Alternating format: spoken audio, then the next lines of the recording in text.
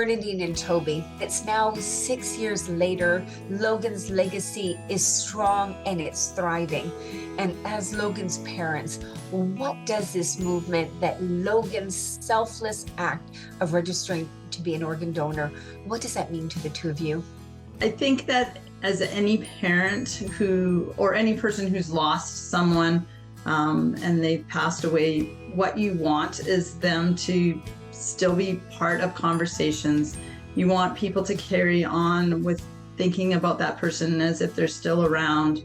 And so to know that 6 years after such a tragic event as the bus crash, that people are still talking about Logan and he's still making an impact and he's still making a difference. I think that that's really important. It always warms my heart when someone comes up to me and says something about, oh, I know who Logan is. It has impacted my family.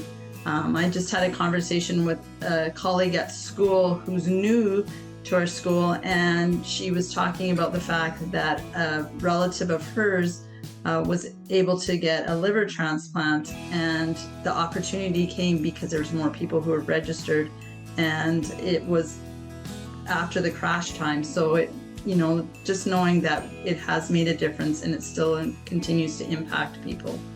Some of the things that really have affected me that both Bert and I talk about quite often is that now in 2024, Green Shirt Day itself, April 7th, we even see it as a celebration.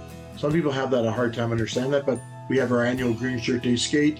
We invite all the community. It's free. You come skate. Got little things. We did a scavenger hunt last year. It was awesome. Our daughter Mariko helped out with that. It was great. And we're happy. We're there. We're helping people. Then we go for pizza after with all our volunteers, taking for pizza and there. But April 6th, that's the day of the tragedy. That's when Logan lost 14 Bronco family members. And then Logan passed April 7th and Dana Bronze passed on April 11th.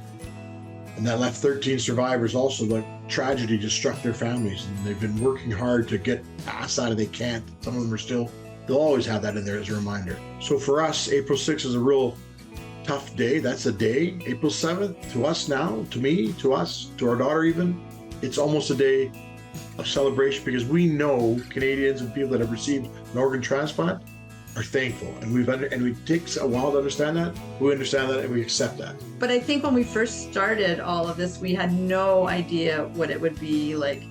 What, Green Shirt Day? Oh no, like there's Pink Shirt Day, Orange Shirt Day. Just kind of sort of was starting to have some significance.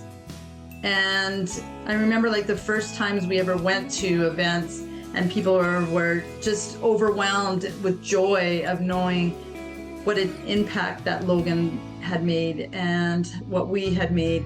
And we just kind of still thought of it as being our loss, and our child had passed away. And then we slowly began to notice how it had impacted people and what a difference it had made and the hope it had given. I think hope is the big thing that, although we are not waiting for an organ, but just for all the people who are waiting, the hope that they're one step closer to getting an organ that they will need to create longevity in their life and to make them healthier. Our next step of our journey is to the converted are converted. Now it's almost like you have to get, how do you get to people that are like on the fence and thinking, right? So we're working on that. And so I guess I'm excited about how we can continue to push and make Logan's legacy part of everyday conversation at the kids' table. We're getting there, but how do you make it every day? Did you ever imagine that fulfilling your son's wish would lead to such a large movement that's recognized on Green Shirt Day? No, we wouldn't have. Bernie will talk more about another part, but I couldn't have imagined it. And we just did what Logan wanted. And he wanted just to help.